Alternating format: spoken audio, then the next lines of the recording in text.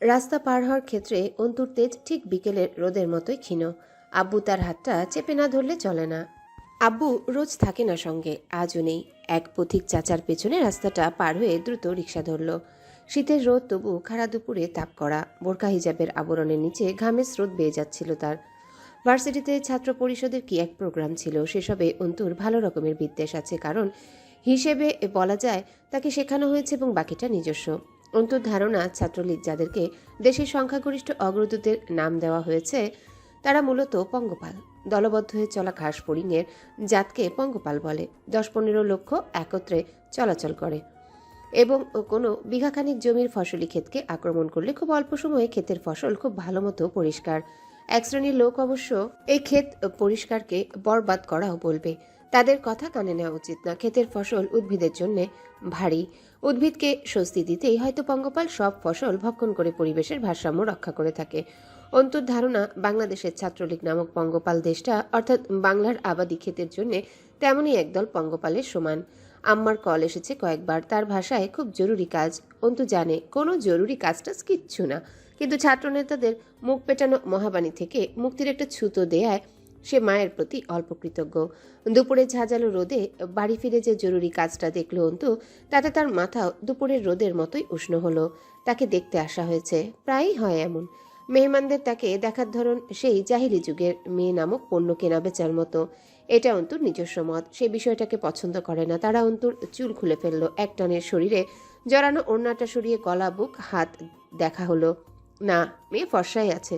অন্তু চোয়ালের পাটি শক্ত করে চুপ করে থাকলো, কিন্তু যখন সালোয়ার উঁচিয়ে তুলতে গেল মহিলারা ঠ্যাং দেখবার উদ্দেশ্যে অন্তুর সীমিত ধৈর্যের বাদ খসল।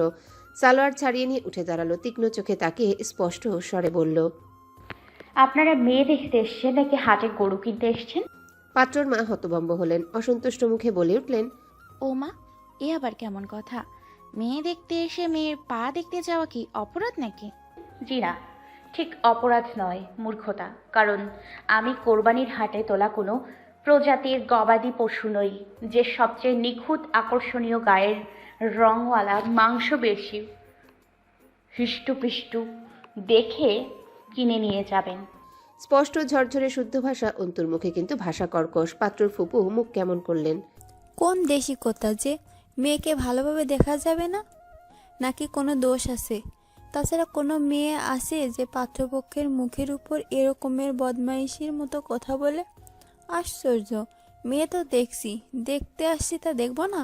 জি, নিশ্চয়ই দেখবেন। দোষ থাকা চলবে না। দরকার পড়লে মেয়ের দেহের প্রতিটা কোষ পর্যবেক্ষণ করা মেশিন এনে দেখবেন। পরনের সালোয়ার ঠ্যাঙ্গে তুলে তারপর মেয়ের ঠ্যাং দেখবেন ফর্সা কিনা, রাইট? ওনারা মুখ বিকৃত করে বসে আছেন। অন্তু আলতো হাসল। দুঃখিত চাচিমা, এটাকে আপনারা মেয়ে দেখা বললেও আমি ছোট লোকই বলছি। মেয়ে দেখতে এসে গাল ফেটে মেয়ের দাঁত দেখতে হবে, দাঁত উঁচু নিচু আছে কিনা, মাথার চুল টেনে টুনে দেখতে হবে চুল আসল নাকি নকল, চুল আছে নাকি নেই, বড় না ছোট, গলা বের করে ঘাড়ের ওড়না খুলে হাঁটিয়ে নাচিয়ে এরপর পছন্দ হলে নিয়ে যাবেন। এটাই মেয়ে দেখা। অথচ বলুন তো, আমি যা বললাম তা শুনতে এমন লাগলো না যে কোনো গৃহপালিত পশুর বর্ণনা দেওয়া হয়েছে? খরিদ্দার এসছে গোয়াল থেকে পশু খুলে নিয়ে যেতে। অপমান, অসন্তুষ্টি এবং বিরক্তি লেগে আছে মুখে তিনজনার। ছেলের ফুপু মুখ খুললেন। তো কিভাবে মেয়ে দেখে? তুমি শিখাও কিভাবে মেয়ে দেখে। কথাটা বলে মুখ ঝামটি মারলেন মহিলা। রাবেয়া অন্তুর দিকে চোখ গরম করে তাকাচ্ছেন। ঘরে পাড়ার মহিলারাও আছেন কয়েকজন। পাশে ঘটক মহিলা বসা। তিনি বললেন, এই কেমন কথা কও মেয়ে? দেখতে এলে একটু ভালো করেই দেখে মেয়ে, না দেখে শুনে আবার নিয়ে যায় নাকি? বাড়ির বউ হইবা বলে কথা। অন্তুর কাছে এ কথার জবাব আছে। এই কথাগুলো চেপে গিয়ে ঘটক মহিলাটির কথার জবাবে চমৎকার হাসল। বাড়ির বউ হব? কে বলেছে? আমি বলেছি আমি এখন অন্যের মেয়ে। আর অন্যের মেয়েকে বাজারের পণ্যের মতো ঘুরিয়ে ফিরিয়ে দেখা, দরদামের কথায় আসা যদি বিয়ের উদ্দেশ্যে মেয়ে দেখা হয়, তাহলে বিয়ে বোধ হয় আমার জন্য না। আর আমার ধারণা আপনাদের আমাকে দেখে শুনে পছন্দ হলে যৌতুকের কথাও তুলবেন। এক্ষেত্রেও দুঃখিত চাচি। আব্বু আমাকে খাইয়ে পরিয়ে আদর যত্ন করে এতগুলো বছর সুশিক্ষায় শিক্ষিত করেছেন, যৌতুকের বদলে বিয়ে দিয়ে আমার বোঝা নামাতে নয়। তাছাড়া আমিও ইচ্ছুক নই আমার জন্য পয়সা দিয়ে কোনো খেলনা পুরুষ কিনতে। পাত্রর মা অন্তুর মায়ের দিকে তাকিয়ে এবার কড়া স্বরে তাচ্ছিল্য করে মুখ বিকৃত করলেন। আপা, সে আপনি মেয়েকে যতই শিক্ষিত করেন, আদর্শ শিখাইতে পারেন নাই, এরকম মেয়ে কার ঘরে যাবে? আল্লাহ মাহবুদ জানে আপনার কপালে কি আছে এই মেয়ে নিয়ে, আল্লাহ জানে। অন্তত কোনো ভদ্র পরিবার তো যাবে না। আত্মসম্মানহীনতা যদি আদর্শ হয়, আমি বারবার অভদ্র এবং জঘন্য আদর্শে পালিত এক মেয়ে। ক্ষমা করবেন এই বেয়াদবকে। অন্তু আর বসল না, সকলের বিভিন্ন রকম দৃষ্টিকে পেছনে ফেলে এগিয়ে গেল নিজের রুমের দিকে। তার নামে সমাজের একটা কথা নেহাত কম না, প্রতিনিয়তই লোক তাকে আলোচনায় রেখেছে। অন্তুকে তার মা বাপ মিনসের মতোই মানুষ করছে। নষ্টা মেয়ে, ভ্রষ্টা মেয়ে, বেয়াদব, অসভ্য, আদর্শহীন, ভার্সিটিতে পড়িয়ে মিনিস্টার বানাতে চায় মেয়েকে। পাড়ার লোকের দেয়া টাইটেলের অভাবে পড়ে না অন্তুর ভাগে। কিছুক্ষণ পর সকলকে বিদায় দিয়ে রুমে এলেন রাবেয়া বেগম। তিনি কিছু বলতে যাবেন তার আগেই অন্তু বলল, এরকম লোকেদের সামনে বসানোর জন্য তুমি আমায় টিউশনি কামাই করিয়ে বাড়ি ডেকে আনলে? হ্যাঁ, তোমার আক্কেলকে আর কতটা সাধুবাদ জানাবো আমি আম্মা। একটা থাপ্পড় মারবো বেয়াদব মেয়ে। দিন দিন বেলেহাজ হয়ে যাইতেছো তুমি। বেশি লাই দিয়ে ফেলতেছি নাকি আমি? আর কয়টা পাত্রের সামনে আমার মান ইজ্জত নষ্ট করবি তুই? মা হিসেবে তোকে পার করতে চাওয়ার কোনো হক নাই আমার। পাড়ার লোকে একের পর এক কথা বলতে ছাড়তেছে না প্রতিদিন। সে সবই তো শুনতেছি। তুই পরিস্থিতি বুঝবি না কোনোদিন। বেকায়দা মেয়ে লোক জন্মেছে আমার পেটে। আম্মা, তোমার তো সবসময় আমার উপর অভিযোগ থাকে। ধরে নিয়ে আসো এসব মূর্খ ছোট মানসিকতার লোকেদের। তোমার কি ধারণা যার তার গলায় ঝুলে পড়বো আমি? আব্বু তো বলে না বিয়ের কথা। তুমি কেন কান দাও মানুষের কথায়? আব্বু এজন্যই বলে তোমার বিবেকে ইমপ্রুভমেন্ট দরকার। তোর বিবেক কাজে লাগা। তা লাগালেই তো মিটে যেত। এই দিয়ে কতগুলোর সাথে এমন হইল, পাড়ার লোকে খুব ভালো কয়েতে, তাই না? ভার্সিটিতে পড়াচ্ছি, তা নিয়ে কত কথা শুনলাম। এখন বিয়ে করেছি না, তা নিয়ে লোকে কানাঘুষা শুরু করেছে। এই যে এসব আচরণ করিস, লোকের কানে যায় না? তোর বাপ তো শিক্ষিত অন্ধ, তার আর কি? টেবিলের উপর বই খাতা ছিটিয়ে আছে, সেগুলো গোছাতে গোছাতে অন্তু বলল, আম্মু, তুমি দুদিন না খেয়ে থাকো, কেউ তা নিয়ে আলোচনা করবে না। আর না এক মুঠো ভাত দিয়ে তোমায় সান্ত্বনা দিতে আসবে। কিন্তু যখন তুমি নিজের মতো করে কিছু করতে চাইবে, সেটা তাদের আলোচনার খোরাক জোগাবে। তাহলে যেই মানুষেরা তোমার কষ্টকে আলোচনা করে সুখের রূপ দিতে পারে না, তাদেরকে তোমার ভালো থাকাকে কেন খারাপ থাকাতে বদলাতে সুযোগ দেবে? শেষের দিকে কঠিন হলো অন্তুর কণ্ঠস্বর। রাবেয়া বেগম বললেন, তুই এত অবুঝ কেন অন্তু? মেয়ে মানুষের এত মুখরা হতে নেই। সমাজে কথা হয়, বোবার কোনো বিপদ থাকে না। চুপ থাকলে না যাত রে আম্মা। সোজা হয়ে দাঁড়ায় অন্তু, চোখে মুখে দ্যুতিময় দৃঢ়তা ফুটে ওঠে। আমার নাজাত চাই আখিরাতে, বেঁচে থাকতে কিসের নাজাত আম্মা, যেখানে জীবনটাই টানাপড়েনের এক সমষ্টি মাত্র। রাবেয়া আস্তে করে এসে মেয়ের পাশে বসলেন। এখন বিয়ে যদি করিস, পরে করবি তো? তখন যখন লোকে তোর ব্যাপারে শুনতে আসবে, আশেপাশে কি বলবে লোকে? মেয়ের লোকে ঠান্ডা মেজাজে নরম হইতে হয়।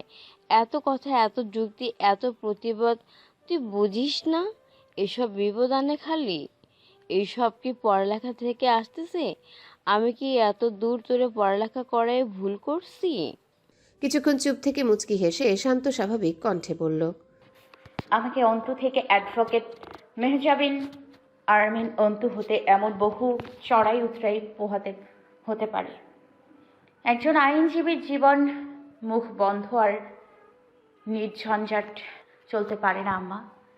সারা রাত পড়ার পর সকালের দিকে ঘুমানো হয় রোজ। সেদিন ক্লাস টেস্ট পরীক্ষা ছিল। মাসখানেকের ছুটির পর ক্লাস শুরু ভার্সিটিতে। আজকাল ঘন ঘন ছুটি চলে। দেশের পরিস্থিতি ভালো না, চারিদিক উত্তাল। ফজরের নামাজও কামাই হয়ে গেছে। উঠে গিয়ে রান্নাঘরে উকি দিল। কিছু খাবার আছে নাকি আম্মা? তরকারি চুলায় বসাতে বসাতে বললেন রাবেয়া, কি থাকবে? আবুর কাছে যা, দেখ বারান্দায় মুড়ি চানাচুর দিচ্ছি। আমজাদ সাহেব খবরের কাগজে ঢুকে গেছেন। অন্তু পাশে বসলো। কি দেখছো? সেই গ্রেপ্তার, বাসে আগুন, হরতাল। ওর দিকে চায়ের কাপ এগিয়ে দিয়ে বললেন, নে, এত রাত জাগতে বলে কে? বলি সন্ধ্যায় পড়তে বসবি, চোখ মুখের কি হাল হয়েছে। আজ থেকে আমি বসবো পড়ার টেবিলে। আমি এখনো বাচ্চা নেই আপু। টোস্ট নে, গলা দিয়ে খাবার নামতে চায় না। চাটুকু শেষ কর। কিছুক্ষণ চুপ থেকে আনমনে মুচকি হাসলেন আমজাদ সাহেব। মা বলতো, ও আমজাদ, যার শরীরে মাংস লাগে না, তার মাথায় পড়ালেখা ছাই ঢুকবে। আর তো পাকা আম অনেক আনছে তোর আব্বাই। দুধ ভাত মাহাইছি, আয় পরে পড়বি। দাদিকে অন্তু দেখেনি। আব্বুর দিকে অনিমেষ চেয়ে থাকলো। গম্ভীর এই মানুষটা যখন কদাচিৎ স্বল্প হাসেন, সৌম্য ও পৌড়া চেহারায় যে জ্যোতি ফুটে ওঠে, আর ওই মেহেদি দেওয়া দাড়ির নিচে চকচকে সাদা দাঁতের মসৃণ হাসি অন্তুর বুকে কাঁপন ধরে যায়। এই মানুষটাকে ছাড়া সে সর্বনিঃস্ব। আমাকে আজ নামিয়ে দিয়ে যাবে একটু ভার্সিটিতে? আমজাদ সাহেব টান করে ধরে খবরের কাগজের পৃষ্ঠা উল্টালেন। তোর ভার্সিটি সে 10টায়, আমি 8:30টার ট্রেন ধরবো। এখন বের হব, রিক্সা ঠিক করে দিয়ে যাব, খেয়ে যাবি। দরকার নেই রিক্সার। শোনো, তুমি গোসল করে যাবে, রোদ ভালোই বাইরে, প্রেশার বাড়বে নয়তো। ভার্সিটি থেকে নাকি হলে থাকার কথা বলেছে। আম্মা কি আর রাজি হবে তাতে? আমজাদ সাহেব গম্ভীর চোখে তাকিয়ে অন্তুর কপাল ছুলেন। কিছু লেগেছিল তা সযত্নে মুছে ভারী গলায় বললেন, সেকেন্ড ইয়ারে ফাইনাল কবে? ক্লাস টেস্ট চলছে, খুব তাড়াতাড়ি ডেট পড়বে মনে হয়। খবরের কাগজটা অন্তুর হাতে দিয়ে উঠে পড়লেন আমজাদ সাহেব। অন্তু পিছু ডাকে, আপু। হুম। অসহায় দেখায় অন্তুর মুখটা। কবে ফিরবে তুমি? 2 দিন দেরি হবে হয়তো। কাজ না থাকলে ফিরে আসবি ক্লাস শেষে, কোথাও দেরি করবি না। অন্তু আস্তে করে মাথা নাড়ে। হুম। সামনে ফিরে সামান্য হাসলেন। অন্তু থাকতে পারে না ওনাকে ছাড়া। তার তেজস্বী মেয়ে এই এক জায়গায় কাবু, অথচ পাগলি বোঝে না চিরকালই আব্বুটা সাথে থাকবে না। সামনের পথ তাকে একাই পাড়ি দিতে হবে। ভার্সিটির সামনে এসে রিক্সা থামলো। কদিন আগেই তুমুল আন্দোলন হয়ে গেছে ছাত্র পরিষদের। দেশটা ভালো চলছে, রোজ খুন গুম কারাবরণ অবিরাম, থামাথামি নেই। সরকারের ক্লান্তিও নেই। খুব পরিশ্রম করছে দেশটাকে নিজের মতো চালাতে। মানুষজন একটু দেশ চিন্তায় আসছে অবশ্য, তবে সরকার ভালো আছে, সে তার মন মতো দেশ চালাচ্ছে। কেউ ভয়ে বিরোধিতা করে না, করলে কারাগার নেহাত কম নয় দেশে। অস্ত্র এবং দেশপ্রেমিক সৈনিকের সংখ্যাও বেশ। ফটকের উপর বড় বড় অক্ষরে লেখা হাজী মোহাম্মদ দানিশ বিজ্ঞান ও প্রযুক্তি বিশ্ববিদ্যালয়। দিনাজপুরের বাসেরহাট থেকে খুব বেশি দূরে নয় অন্তুদের বাড়ি। হলে থাকার প্রয়োজন পড়ে না বিশেষ। শহীদ মিনার চত্বরের আশপাশটা বেশ ভালো লাগে অন্তুর। জায়গাটা পার করার সময় পেছন থেকে ডাকলো কেউ। অন্তু পিছনে ফিরে দেখলো 6 জন যুবক। তার সিনিয়র হবে নিশ্চিত। সামনে যে দাঁড়িয়ে তাকে চেনা চেনা লাগলো, আগে দেখা মুখ, তবে মনে নেই বিশেষ কিছু। সে এগিয়ে এসে হাতের সিগারেটটা অন্তুর দিকে বাড়িয়ে বলল, নাও একটা টান দাও। অন্তু নিঃসংকোচে হাতে নিল সিগারেটটা। তার একটা দোষ আছে, সে ভেতর আর বাহির আলাদা করতে পারে না। যেমন মনে ঘৃণা রেখে মুখে হাসা যায়, কিন্তু তার সেই দক্ষতা বা অভিজ্ঞতা নেই। সিনিয়রদের প্রতি তার বিদ্বেষ পুরনো, তা সেদিন বেরিয়ে এসেছিল ভুলক্রমে। অন্তু আধা খাওয়া সিগারেটটা ঘুরিয়ে ফিরিয়ে দেখে বলেছিল, টান না হয় দেবো একটা, কিন্তু এতে ফজিলতটা কি? পাখির মতো চঞ্চল দৃষ্টি লোকটার। অন্তুর চোখে চোখ গেঁথে হেসে উঠল সে। ফজিলত? এই যে আমি তোমারে টান দিতে বলেছি, এর চাইতে বড় ফজিলত বা হাকিকত কিছু নেই সিস্টার। আর জরুরি তো মোটেও না যে সব কিছুতে ফজিলত থাকা লাগবে। একটা টান মারো, স্বাদ ভালো, ব্যঞ্জন অ্যান্ড হেজেস। কিন্তু আপনি টান দিতে বললেই দিতে হবে তা কেন? এটা 80% মুসলিমদের দেশ, বাংলাদেশ। সেক্ষেত্রে আমিও পশ্চিমা সংস্কৃতির মেয়ে না, সিগারেটে অভ্যস্ত নই আমি। সে কপালটা সামান্য জড়িয়ে হাসল। হাসার সময় তার গা দুলে উঠে ভঙ্গিমাতে বড় বেপরোয়াপনা। সে বলল, তবু একটা টান মারো দয়ালের নামে। অন্তু 2-1বার আশেপাশে তাকালো বোকার মতন। কেউ আসার নেই বোধহয় তাকে বাঁচাতে। এর অবশ্য কারণ আছে। মানুষের দৃষ্টিকোণ থেকে সে কোনো বিপদে পড়েনি, কিন্তু তারা এসে অন্তুর পক্ষে এবং সামনের জনের বিপক্ষে কথা বললে যা হবে সেটা বিপদ। হিজাবের আড়ালে অন্তুর শরীরটা 2-1বার ঝাঁকুনি খেল, তবু পরিষ্কার গলায় বলল, তবুও টান দিতে হবে কেন? পেছন থেকে কবির ক্যাটক্যাট করে বলে উঠল, কারণ আমরা সিনিয়র।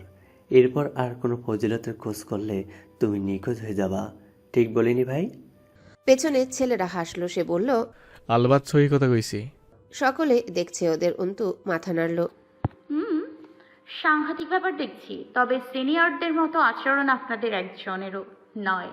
সে ভ্রু নাচে বাহবা দিয়ে এগিয়ে অন্তুর মুখের উপর ঝুঁকে এলো। তুমি তা জানাবা ডিয়ার? অন্তুর ঘৃণায় মুখটা পিছিয়ে নেয়। ভোগ ভোগ করে গন্ধ আসছে তার মুখ থেকে। অন্তু নিজে গরিমায় বলে ওঠে মারি শক্ত করে। জানাতেই পারি, শেখার বয়স হয় না, সেটা কোরআনেও বলা আছে। দোলনা থেকে কবর পর্যন্ত জ্ঞান অর্জন করো। কবির কিন্তু সহৃদয় ব্যক্তি, সে সাবধান করল। হুঁশিয়ারি করছ, সিনিয়রদের সামনে মুখ চালাচ্ছ, মারা পড়বে মেয়ে। কবে ভর্তি হয়েছ? কে বড় কে ছোট বিষয়টা বুঝে উঠতে পারোনি মনে হচ্ছে। কবিরের খুব হাসি পাচ্ছে ছোট্ট মেয়েটার দুঃসাহসের উপর। বড় ইচ্ছে করছে নেকাপটা টেনে ছিঁড়ে ফেলতে। ফেলাও তো উচিত। মেয়েটা বেয়াদব। অন্তু হাসল।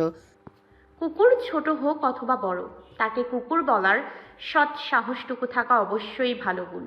কি বলেন সিনিয়র মশাই? সিগারেটওয়ালা লোকটার দিকে তাকিয়ে বলল। সে ভ্রু কিঞ্চিত জড়ায়, যা খুব সূক্ষ্ম। তার খুব আনন্দ লাগছে, নতুন ধরনের অভিজ্ঞতা এটা। তাদের সামনে কেউ তো কথা বলে না। মেয়েটা নিশ্চিত তাকে চেনে না। অন্তু আবারও বলল। একটা মেয়ে হেঁটে যাচ্ছে, তাকে ডেকে সিগারেট টানতে বলা, পানির বোতল ভরানো, জুতো পরিষ্কার করানো, আজেবাজে কথা চিরকুটে লিখে তা অন্যকে দেওয়ানো, হ্যারাস করা, এসব আপনাদের কাছে সিনিয়রের সংজ্ঞা?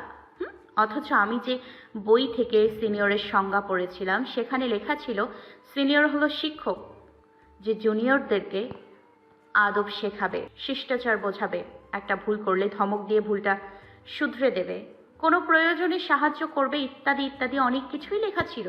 মূলত আপনারা রাজনৈতিক পাওয়ার শো করতে এসেছেন। ভুল বলিনি আমি নিশ্চয়ই? সিগারেটটা মাটিতে ফেলে পা দিয়ে চেপে পিষে ক্লাসের দিকে এগিয়ে গেল। ছেলেগুলো ধরতে যায় অন্তুকে। সে বাদ সাধল। বয়েস কুল কুল, বয়েস কুল কুল। মালটা তো একদম আলাদা রে, সবার চাইতে আলাদা। তার সাথে খেলাটাও হবে একদম আলাদা। শালার রাজনীতিতে আসার পর কত ভদ্রনক হয়ে গেছে ভাবা যায়। আমাকে চেনেই না মনে হয়, পাত্তাই দিল না। স্যাহ। আস্তে করে মুখটা তুলে আকাশের দিকে তাকালো। কুকুর বলে খালাস হয়ে গেল মেয়ে। পেটে যে কুকুরের ভীষণ খিদে, সেটা খেয়াল করলে না? নট ফেয়ার নব, দিস ইজ নট ফেয়ার। হুট করে আবার আসমান থেকে চোখ নামিয়ে ঘাড় নাড়ল দুদিকে। চা, উফ কি তেজ। আমি ডিস্টার্ব রে। সিগারেটটা সে তুলল। সেটা কবিরকে দেখিয়ে বলল। সামনের দাঁতক পাটি ঘষল মৃদু। ঘাড়ে হাত বুলিয়ে আর চোখে সামনে তাকিয়ে দেখলো। আবারও আকাশের পানে তাকালো। সামনে ইলেকশন, নিজেকে বাঁচিয়ে চলছি, তাতে দেখছি মেলা লোকেই রঙ্গ তামাশা দেখেই চলে যাচ্ছে। এটা কি ঠিক হচ্ছে বলতো? ইলেকশন তো শেষ হবে তাই না? এরপর কি হবে তা ভাবছে না কেন এরা? উন্মাদের মতো হাসলো সে। ভার্সিটির চত্বরে লোকজন কম এখন। ক্লাসের ফুল টাইম চলছে। লোক থাকলেও তার যাওয়া আসার কথা নয়। যে পাশ কাটাচ্ছে সালাম ঠুকে যাচ্ছে তাকে। সে আবার তাকালো অন্তুর দিকে।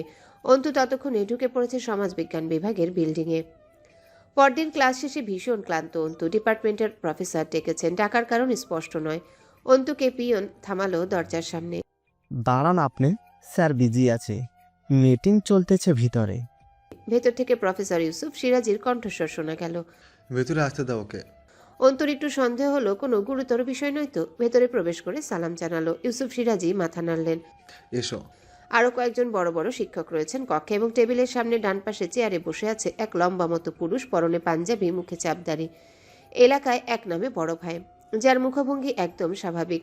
নিচের দিকে তাকিয়ে আছে শীতল দৃষ্টি মেলে। একে অন্তু চেনে। ভার্সিটির ছাত্র সংসদের মেজর মেম্বার হামজা পাটোয়ারি। ইউসুফ সিরাজি জিজ্ঞাসা করলেন। গতকাল কি হয়েছিল? অন্তু ইতস্তত না করে বলল। আমাকে র্যাক দেওয়া হচ্ছিল স্যার। সে তো আর নতুন কিছু নয়, তুমি কি করেছ? কড়া শোনালো প্রফেসরের কণ্ঠস্বর। অন্তু দমল না, বলল। আমাকে সিগারেট টান।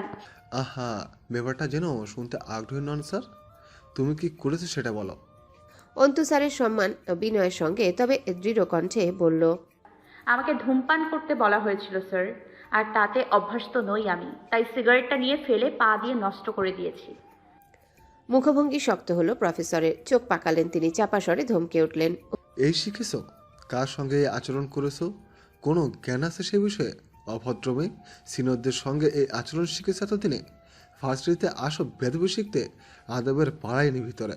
তুমি জানো এতে তোমার অ্যাডমিশন ক্যান্সেল হতে পারে? নাম কি?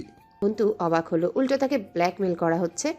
অবশ্য চমকানোর কিছুই নেই। দুনিয়ার সংবিধানের নাম যেখানে অরাজকতা ও সুশাসনহীনতা, সেখানে এটা নেহাত স্বাভাবিক ব্যাপার। নাম বলল সে। মেহজাবিন আরমিন অন্তু। বাবার নাম? একটু ভয় হলো অন্তুর। এসব আব্বুর কানে গেলে আমজাদ আলী প্রামাণিক। স্কুল মাস্টার আমজাদ নাকি? জি। এখনো মাস্টারি করে? জি না, রিটায়ার করেছেন বছর খানেকের মতো। ইউসুফ সিরাজি হামজাকে জিজ্ঞাসা করলেন।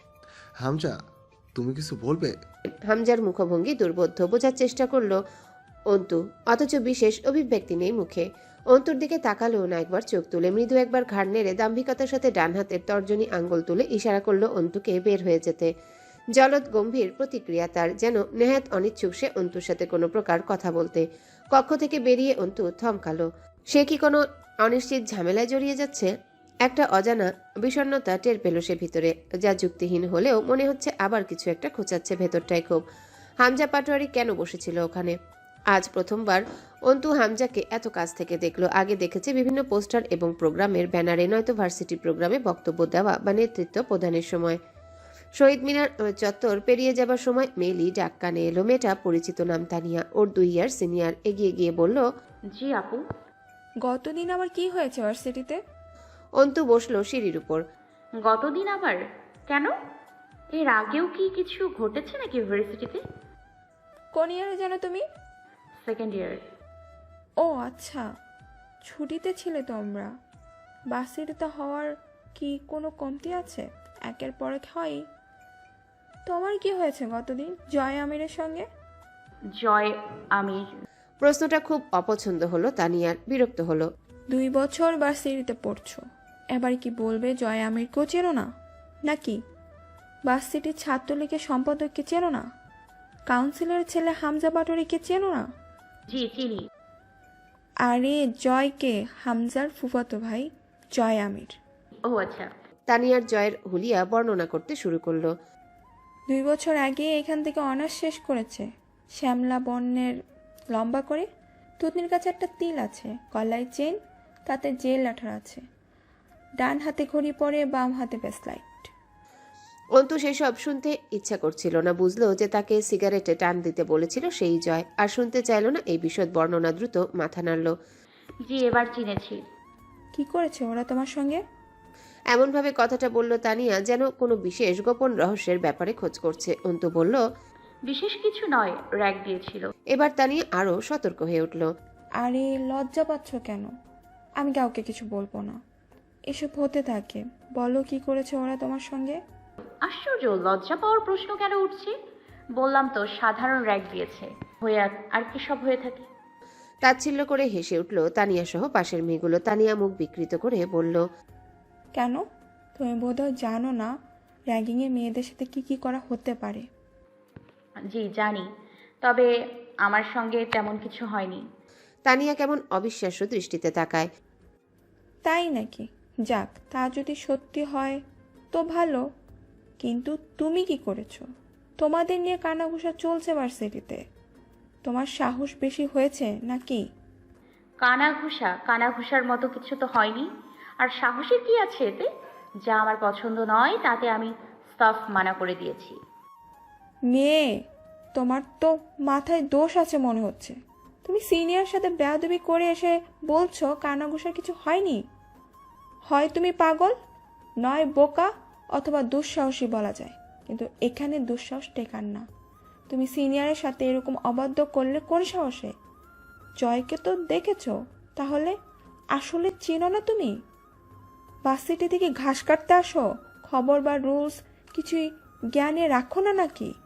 অন্তুর খুব বলতে ইচ্ছা করলো, ঘাস কাটতে যদি নাও আসি তবে সব পঙ্গপালদের খবর রাখতে নিশ্চয়ই আসি না, আসি পড়ালেখার জন্য। তা শেষ করে ফিরে যায়।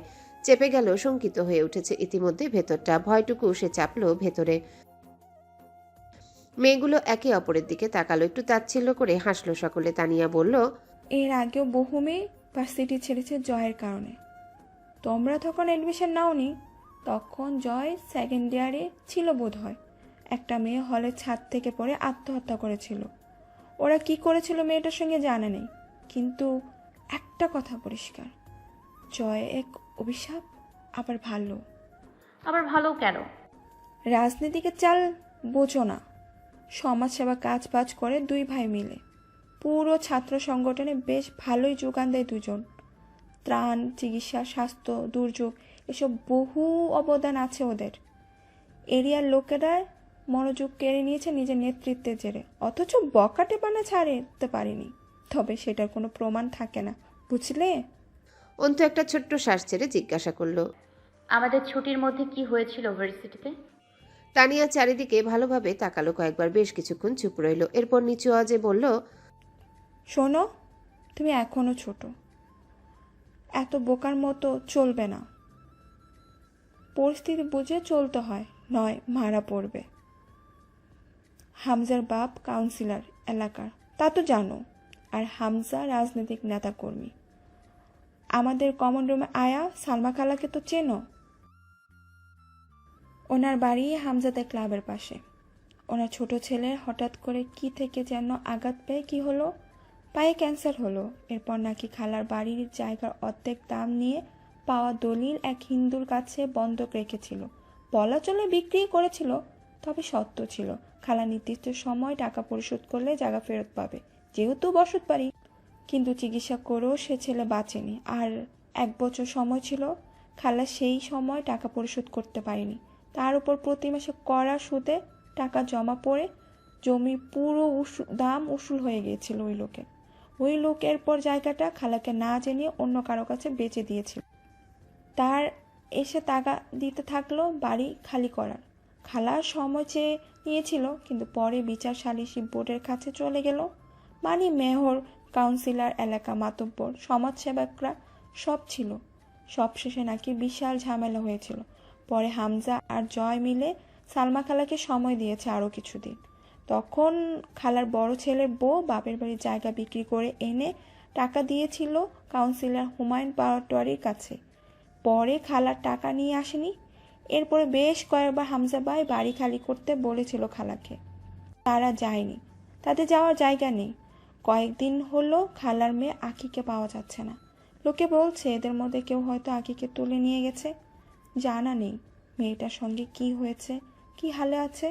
ভার্সিটির ক্যাম্পাস থেকে বেরিয়েও বুকের ভেতর ঢিপঢিপ আন্দোলন চলছে, আওয়াজটা খুব কানে বাজছে। নিকাবের নিচে মুখটা ঘেমে উঠেছে, পানি পিপাসা বোধ করলো অন্তু। সে কি কোনো ভয়ানক পরিণতির আভাস পেল আজ? আঁখি দেখেনি কখনো মেয়েটাকে, তবু হৃদযন্ত্রটা খুব লাফাচ্ছে। আচ্ছা, আঁখি কোথায়? পাওয়া যাচ্ছে না কেন ওকে? এরপর 2 দিন আর ভার্সিটিতে যায়নি অন্তু, তার সাহসে জুটছে না। সেদিন জয়ের সম্মুখে দাঁড়িয়ে ভয় হয়নি, অথচ আজ 2 দিন বুকে ভারী শঙ্কা চেপে আছে। আঁখি মেয়েটাকে সে দেখেনি কখনো, নাম ছাড়া কিছু জানা নেই, তবু আজ 2 দিন ঘরে বন্দী হয়ে অপরিচিতা মেয়েটার জন্য পরান্দা পায়। নিজের পরিণতি সম্বন্ধে মাথায় চেপে বসে অকল্পিত এক ভয়। বাড়ির দরজায় ধাক্কা পড়ল, অলস ভঙ্গিতে উঠে গিয়ে দরজা খুলে দিল সে। মার্জিয়া ভেতরে ঢুকে হাতের ব্যাগটা ধপ করে মেঝেতে রাখলো। অন্তু বলল, কি হয়েছে ভাবি? ভাই আনতে যায়নি? মার্জিয়া জবাব দিল না। অন্তু আবারও বলল, আপনি বোরকা খুলে আসুন, আমি খাবার আনছি, একসাথে খাই। মার্জিয়া খ্যাক খ্যাক করে উঠল। এই নাটক করবে না তো অন্তু, সহ্য হচ্ছে না গায়ে। ঠিক আছে, গায়ে একটু ঠান্ডা পানি ঢেলে আসুন, ভালো লাগবে। ছ্যাদ করে উঠল মার্জিয়া। তোমার মতো ডাইনির মুখে এর চেয়ে ভালো পরামর্শ শোনার আশা রাখি বা কই আমি? কথাই বলো গা চালানো সব। কি হয়েছে, ক্ষেপে আছেন কেন? কার রাগ আমার উপর দেখাচ্ছেন? কথাই বলো গা জ্বালানো সব। তোমার মতো মা তারই ননদ থাকতে রাগ আর কার উপর হবে? অন্তুর কণ্ঠ সদৃঢ় হয়ে উঠল। মুখ সংযত করুন আপনার। আপনি জানেন বেশিক্ষণ আমি আপনার অহেতুক কথাবার্তা নিতে পারবো না। কি করবা তুমি? আমার বোনের সংসার যেভাবে খাইতে লাগছো তোমরা, আমারেও তারাবা এইখান থেকে। অন্তু কপাল জড়িয়ে তাকালো ভাবির দিকে। তেমন কোনো কথা ওঠেনি, সেটা জানেন আপনিও। আপনি সাধারণ বিষয়কে নিজের ভেতরের জটিলতা দিয়ে অন্য পর্যায়ে নিয়ে যাচ্ছেন। রাবেয়া জোহরের নামাজে বসেছিলেন, দ্রুত সালাম ফিরিয়ে উঠে এলেন। মুখ ঝামটি মারল মার্জিয়া। শখ আমার খুব যে, তাই। ভনিতা না করে বলুন আমি কি করেছি, আপনার শখ পরেও মেটাতে পারবেন। মুখ বিকৃত করল মার্জিয়া। জানো না তুমি না আমার বোনের সংসার তোমাদের জন্য যদি ভেঙেই যায়, তখন দেখবা আমি তোমারেও এই বাড়িতে শান্তিতে থাকতে দেব না। কেমন হিড় হিড় করে টেনে বের করে নিয়ে আসি। রাবেয়া গর্জে উঠলেন এবার মৃদু স্বরে। আমার মেয়েকে বের করার বা রাখার তুমি কে? আমার মেয়ের বাপ মা মরে যায় নাই এখনো যে তুমি আমার মেয়েকে বাড়ি থেকে বের করবা। এখনো বেঁচে আছে আমার মেয়ের বাপ। কি হয়েছে তা বলবা না? না তা তো জানাই নেই তোমার। এত রহস্য করো কেন, হ্যাঁ? মার্জিয়া ছিটপিট করে উঠল। বলতে পারলেই তো হতোই, বলতে পারি না তো আম্মা, আর না সইতে পারি। আমার বোনের ঘর ভাঙলে আপনার মেয়েকে দেখে এই বাড়িতে কে রাখে? অন্তিক বাড়িতে ঢুকলো। কি ব্যাপার, কিসের চেঁচামেচি চলছে? রাবেয়া বেগম গর্জে উঠলেন এবার মৃদু স্বরে। আমার মেয়েকে বের করার বা রাখার তুমি কে? আমার মেয়ের বাপ মা মরে যায়নি এখনো যে তুমি আমার মেয়েকে বাড়ি থেকে বের করবা, আমার মেয়েকে তাড়াবা। তার আগে আমি বের করতে পারবো না তোমায়। এখনো বেঁচে আছে আমার মেয়ের বাপ। মার্জিয়া কি কয় কিছুই বুঝি না। এমন অশান্তি কয়দিন দেখা যায় কত? কি হয়, কিসের কথা কয়, কিছুর কথাই বুঝি না। তোর বাপের কানে গেলে ভালো হইতো বিষয়টা। মার্জিয়া স্বামীর দিকে তাকালো। অন্তিক চোখ ফিরিয়ে চুপচাপ রুমে চলে যায়। বোন, স্ত্রী অথবা মা কাউকে একটা শব্দও বলল না। অন্তু ঘৃণিত চোখে চেয়ে রইল বড় ভাইয়ের চলে যাওয়ার পানে। একরাশ ভাঙাচোরা যন্ত্রণা আর ঘেন্না বোধহয় জড়িয়ে এলো বুকটায়। তরতরে যুবক অন্তিকের এক অপুরুষ হয়ে ওঠার গল্পটা অস্পষ্ট তার কাছে। এভাবে কতগুলো বছর কাটছে এ বাড়িতে। অন্তিক শুধু একটা দেহ মাত্র, যা গোটাটাই মানসিক অস্তিত্ব ও বিবেকবোধ মুক্ত। সে বহুদিন ভাইয়ের সাথে প্রয়োজনীয় ছাড়া অপ্রয়োজনীয় কথা বলে না, হাসে না, একসাথে খায় না। এক অপরিকল্পিত অনীহা এবং বিতৃষ্ণা জেগেছে সবকিছু বুঝে নির্বিকার থাকা অন্তিকের উপর। মার্জিয়া অকারণে চিৎকার চেঁচামেচি করে, কেন করে, কী সব বলে, কিছুই বোধগম্য হয় না। আর না অন্তিক কিছু বলে। শিক্ষিত তরতরে যুবক অন্তিক, যার পড়ালেখা, সামাজিক সক্রিয়তা, মেধা, কথাবার্তা, হাসি একসময় সমাজে আলোচিত বিষয় ছিল। আমজাদ মাস্টারের যোগ্য ছেলে থেকে অযোগ্য, বিবেকহীন, মূর্খ, কাপুরুষের জন্মটা কবে যেন? গোটাটাই রহস্য। ঠিক তেমনি মার্জিয়ার আচরণও। সকাল থেকে কিছু খাওয়া হয়নি। একটু আগে যে অল্প খিদে পেয়েছিল তা এখন আর অনুভব হচ্ছে না অন্তুর। আস্তে করে নিজের ঘরে চলে গেল। পেছনে রাবেয়া বেগমের ফুপানোর আওয়াজ পেল, ফিরে তাকালো না। অবলা মা তার আব্বু বাসায় নেই, পঞ্চগড় গেছেন। আজ ফেরার কথা ছিল, হয়তো ফিরবেন না। অন্তু পড়ার টেবিলে বসলো, অথচ মাথায় আব্বু আর অন্তিকের কথা ঘুরছিল। বই বন্ধ করে টেবিলে মাথা এলিয়ে দিল। অস্থির লাগছে ভেতরটায়। লোকে বলে অন্তিক অন্তুর চেয়েও সুন্দর যুবক হিসেবে। ভীষণ মেধাবী ছিল কলেজ জীবনে। আমজাদ সাহেবের সাথে বাবা ছেলের সম্পর্ক চমৎকার সুন্দর ছিল। রাবেয়া বেগম বরাবরই সরলা ও অল্প শিক্ষিত এক বাঙালি সংসারী নারী। ওনার বিপরীতে আমজাদ সাহেবের গুণগুলোতেই দুটো সন্তান গড়ে উঠেছিল। অন্তু তখনও ছোট, যখন অন্তিক কৈশোর পেরিয়ে যুবক হচ্ছিল। খুনসুটি, মারামারি, ঝামেলা শেষে আবারও বেহায়ার মতো গিয়ে অন্তুর ঝুঁটি টানার মতো দুষ্টুমির জন্য আমজাদ সাহেবের কাছে শাস্তি কম পেতে হয়নি তাকে। ভীষণ ডানপিটে আর চঞ্চলা, সবচেয়ে বেশি জেদি ছিল অন্তিক। তার প্রবল আত্মসম্মান বোধের জন্য মাঝে মধ্যেই এখানে ওখানে ঝামেলা বাদিয়ে এসে মার খেত আব্বুর হাতে। কলেজ শেষ করে ভার্সিটি ভর্তি হবার পালা এলে অন্তিকের সুযোগ হলো কুষ্টিয়ার ইসলামিক বিশ্ববিদ্যালয়ে পড়ার। বাড়ি ছাড়তে হলো শিক্ষার সুবাদে। এরপর যা অঘটন ঘটে গেল। মার্জিয়া কুষ্টিয়ার মেয়ে, তাকে ভাগিয়ে নিয়ে চলে এসেছিল অন্তিক। তখন সে 3rd ইয়ারের ছাত্র, বেকার শিক্ষার্থী। সে নিয়ে মাস্টারমশাই আমজাদ সাহেবের নামও খারাপ হয়েছিল বিশেষ। আমজাদ সাহেব হাই স্কুলের এক সামান্য শিক্ষক। ওনার আদর্শের চূড়াকে মাটিতে মিশিয়ে যে কাজটা অন্তিক করেছিল তাতে সবচেয়ে ক্ষতি সে নিজের এবং সবচেয়ে বড় কষ্টটা আব্বুকে দিয়েছিল। অথচ এটা বুঝে অনুতপ্ত ব্যথিত হবার বদলে সে বিগড়ে গেল। 2 থাপ্পড় মেরেছিলেন আমজাদ সাহেব ছেলের গালে, কয়েকটা কথা বলেছিলেন। তার মধ্যে অন্তিকের আত্মসম্মানে লাগা কথাটা ছিল, বউ তো নিয়ে এসেছি, খাওয়ানোর মুরদ আছে? আর বিশেষ কিছু বলেননি। এরপর থেকে অন্তিক বদলেছে। মার্জিয়া নিজেকে প্রকাশ করেছে। শিক্ষিত মেয়ে হওয়া সত্ত্বেও আচরণ খুব উগ্রতার। অন্তু বলেছিল, ভাইয়া, তুই যে আত্মসম্মানের বড়াই এখনো করছিস তা কিন্তু খুইয়েই তোর মতো মেধাবী এক ছাত্র প্রেমের মতো ছোট কাজ করেছে। আর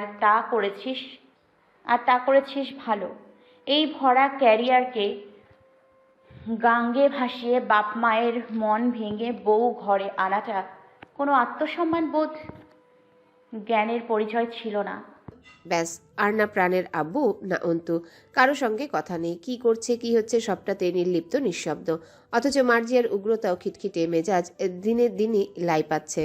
অন্তুদের এলাকায় একবার ব্র্যাক ব্রাঞ্চ পরিচালিত গণশিক্ষার কার্যক্রম এসেছিল। সেখানে বয়স্কদের শিক্ষা দেওয়া হয়। সে তখন এইচএসসি পরীক্ষা দিয়ে দিনাজপুরে টুকটাক কোচিং করছে। শখের বিষয় বড় নিরীক্ষর মানুষদের শিক্ষা দেওয়া। সেও শিক্ষিকা হিসেবে যোগদান করেছিল সেখানেই পরিচয় হয়েছিল তাসিনের সাথে ওর। তাসিন ওর প্রেমে পড়ল। বাড়ির লোকদের সাথে, বিশেষ করে রাবেয়ার সাথে খুব সখ্যতা গড়ে উঠেছিল তার। রাবেয়া মানুষটা যুবকদের সাথে খুব তাড়াতাড়ি মিশে যান, ভোলাভালা সরল নারী যাকে বলে। এক পর্যায়ে তাসিন যখন প্রস্তাব দিল বিয়ের, সাফ মানা করেছিল অন্তু। সে বিয়ে করবে না, এমনকি সে কখনো তাসিনকে প্রেমিকের মতো নজরে দেখেনি। তাসিন নিজে থেকেই উতলা হয়ে পড়েছিল। এরপর কিছুদিন কেটে গেল। তাসিন হাল ছাড়ল। মার্জিয়া নিজের বোন বিথির সাথে তাসিনের বিয়ে দিল। অথচ এখন কেন তাদের সংসারে অশান্তি তা জানার কথা নয় অন্তুর। তাসিনের সাথে কোনো কালেই তার বিশেষ যোগাযোগ ছিল না। অন্তুর ধারণা বিথির সংসারে কোনো ঝামেলা চলছে, আর এটাকেই কেন্দ্র করে মার্জিয়া ভাবছে পুরনো এই ব্যাপারটার জেদ ধরে তাসিন বিথিকে অত্যাচার করছে। ভার্সিটির উদ্দেশ্যে বেরিয়ে গেটের কাছে যেতেই আব্বুর সাথে দেখা হলো। সারা রাতের যাত্রায় সকালে বাড়ি ফিরলেন আমজাদ সাহেব। অন্তুর চোখে মুখে খেলনা পাওয়া বাচ্চার মতো উদ্ভাসিত হয়ে উঠল। এই অসময়ে ফিরলে যে? কাজ শেষ হয়ে গেল, ফিরে এলাম।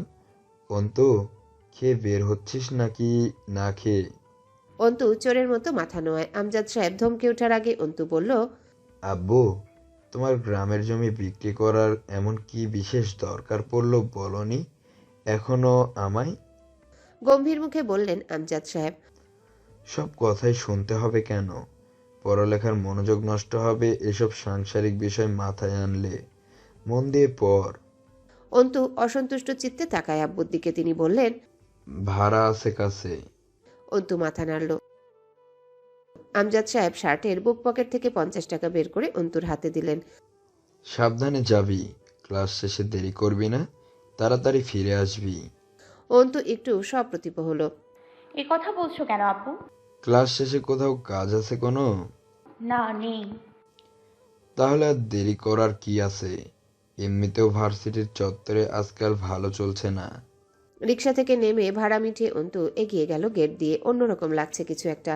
জটলা পাকানো লোকজন ক্যাম্পাসে। এক স্থানে চেয়ার ও বেঞ্চি পাতা। জয় বসে আছে পা তুলে, পাশেই হামজা। দুজনের পরনেই সাদা পাঞ্জাবি। বসে বসে ঠ্যাং দুলাচ্ছে দুজন। নভেম্বরের মাঝের সময়টা শাল জড়ানো গায়ে। দুজনকে ঘিরে দাঁড়িয়ে আছে ছাত্র সংগঠনের ছেলেরা। মহান দুই ব্যক্তির পাশে দাঁড়ানোর সুযোগ পেয়ে ব্যাপক ধন্য তারা। হামজা স্বভাবসুলভ গম্ভীর মুখে বসে আছে। জয় এদিক ওদিক তাকাচ্ছে। স্থির থাকার স্বভাব নেই। শঙ্কিত বুক নিয়ে ভিড় ঠেলে ঠুলে একটু ভেতরে ঢুকলো অন্তু। জীর্ণ একটা ময়লা কাপড়ে ঢাকা কোনো মেয়ের শোয়ানো দেহ মাঠের ঘাসের উপর পড়ে আছে। সেই মুহূর্তে কারো ধাক্কায় একটু পিছিয়ে এলো অন্তু। মেয়েটা কি আঁখি? বুকের রক্ত ছলকে উঠল অন্তুর। সালমা খালার মেয়েটা এত সুন্দর, অভিশাপে ঝরে পড়া চাঁদের টুকরো বুঝি। ঘন চোখের পাপড়ি যেন এখনই ঝাপটে উঠবে। সেই সুন্দর মুখখানা বিবর্ণ খামচির দাগে ভর্তি, ঠোঁটের কোণে রক্ত জমাট বেঁধে শক্ত হয়ে গেছে, কালশিটে রং ধারণ করেছে। গাছি গাছি চুল ছিঁড়ে উঠিয়ে ফেলা হয়েছে, বাকি দেহটা এক টুকরো কাপড়ে ঢাকা। সে কাপড়টুকুর নিচে এতগুলো মানুষের ভিড়ে কোনো এক মেয়ের নগ্ন দেহ পড়ে আছে। অন্তুর মনে হলো সে মানসিক ভারসাম্য হারিয়ে ফেলছে, যার ফলে শরীরটা ভার ছেড়ে দিতে চাইছে। তখন কেউ ধমকে উঠল অন্তুকে, পিছনে সরে দাঁড়ান, এত কাছে এসে দাঁড়াবেন না, সরুন, পিছিয়ে যান। স্পষ্ট বিন্যস্ত ভাষা, ভরাট আদেশমূলক কণ্ঠস্বর। কালচে খয়েরি ইনশার্টে একটা ফর্সা মতো পুরুষ অন্তুকে উপেক্ষা করে হাতা গোটাতে গোটাতে গিয়ে লাশের মাথার কাছে বসলো। ইন্সপেক্টর রশিদ ডাকলো তাকে। মুস্তাকিন, আপনার ফোন বাজছে। মুস্তাকিন ভিকটিমের দেহ থেকে চোখ না তুলেই বলল, পরে অ্যাটেন্ড করছি, রেখে দিন। অন্তু ভিড় ছেড়ে বেরিয়ে এলো। আব্বু রোজ পত্রিকা পড়ে রেখে দেয়, সেখানে এমন ঘটনাগুলো চোখে পড়ে। আজ সেই পত্রিকা ভেদ করে প্রথমবার কোনো খুব লেখাও মেয়ের মরদেহ সম্মুখে এসে পড়েছে। এগুলো আসলেই হয়? অন্তু কাঁদে না, আমজাদ সাহেব কাঁদতে শেখাননি, কিন্তু আজ সেই সব শিক্ষা কাজ লাগলো না। অন্তুর নেকাবের নিচ দিয়ে ঝরঝর করে অশ্রু গড়াচ্ছে। আর একটু দূরে এসে মুখের নেকাবটা খুলে ফেললো। ব্যাগের সাইড থেকে পানির বোতল বের করে পানির ছিটা দিল মুখে চোখে। টিস্যু দিয়ে মুখটা মুছে দুটো শ্বাস নিল জোরে জোরে। ধমকালো নিজেকে। আশ্চর্য, এত ভঙ্গুর হয়ে পড়ছো কেন তুমি অন্তু? তুমি তো এমন নও। কোথা থেকে যেন সালমা খালা বুক চাপড়ে আহাজারি করতে করতে ছুটে এসে ধপ করে বসে পড়লেন মেয়ের লাশের পাশে মাটিতে। অন্তুর চোখ বোধহয় আবারও ভরে উঠেছে। নিজের উপর রেগে উঠল অন্তু। কি মুসিবত! এভাবে ভেঙে পড়লে জীবনকে মোকাবেলা করবে কি করে? কিসের মোকাবেলা? ওই তো একটা মেয়ের ছিন্ন ভিন্ন লাশ পড়ে আছে মাঠের উপর। অন্তুও তো মেয়ে। জঙ্গলের জানোয়ারেরা কবে যে মানুষের মতো রূপ ধরে মানুষের সমাজে বাস করতে লেগে পড়েছে, তাদের মোকাবেলা করতে ভঙ্গুর হলে চলবে কেন? সালমা খালাকে সামলাতে যে নারীটি ছুটে এলো, অন্তুর চোখ আটকালো তার উপর। পরনে বিবর্ণ শাড়ি, মুখটাও মলিন, অথচ সেই মুখের সৌন্দর্য অসামান্য। এদের চেহারার আভিজাত্য মিলছে না পরিস্থিতির সঙ্গে। কে করেছে এসব? জয়? হামজা? তাদের কথাই প্রথমেই মাথায় এলো অন্তুর, কিন্তু তা উচিত নয়। অন্তু টের পেল এমনটা হবার একটা কারণ আছে। সে আজ কদিন যাবৎ ওই দুটো নামে আতঙ্কিত বলেই এমন হয়েছে। শাড়ি পরা নারীটি চাঁদনি, আখির ভাবি। মুস্তাকিন তাকে বলল, আপনারা ওনাকে ভিকটিমের কাছ থেকে দূরে নিয়ে যান, আমাদের কাজ করতে দিন। এই স্পটে আপনারা না ঢুকলে সুবিধা হয়। চাঁদনির চোখে কেমন অদ্ভুত রহস্য, যেই রহস্যটাও এক প্রকার রহস্য যেন। সে কাঁদছে না, একটুও না, অথচ অপলক চেয়ে আছে নিথর চোখে আখির মুখের দিকে। সেই চোখের ভাষা অবর্ণনীয়। অন্তুর মনে হলো মুস্তাকিন লোকটা কসাই টাইপের, এমনিতেও সরকারি কর্মকর্তারা তাই হয়। মুস্তাকিন একটু আখির ভাই সোহেলকে ডাকলো। সোহেল একদৃষ্টে বোনের লাশের দিকে চেয়ে আছে, তার চোখে পানি নেই, সেও শুধু তাকিয়ে আছে। মুস্তাকিনের ডাকে এগিয়ে গেল। মুস্তাকিন কোনো রকম শিরোনাম ছাড়া প্রশ্ন করল, কবে ফিরেছেন দেশে? সোহেল আনমনে ছিল, একটু ঝাড়া মারল যেন নিজেকে। হ্যাঁ, এই তো 4 দিন হলো। কোন দেশে থাকতেন? দুবাই। কি কাজ করতেন সেখানে?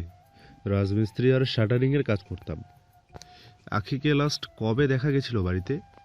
খানিকক্ষণ চুপচাপ মাটির দিকে তাকিয়ে থেকে বলল, চাঁদনি বলে, সপ্তাহখানেক আগে।